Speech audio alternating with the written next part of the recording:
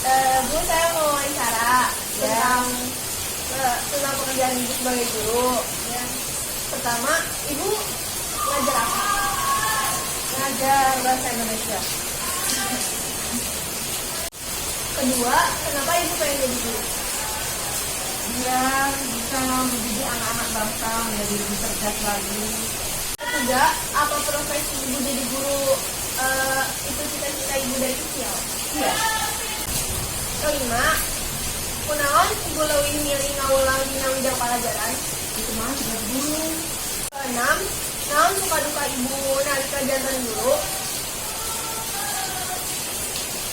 Sukanya kalau lihat anak-anak yang diajar pada pintar-pintar.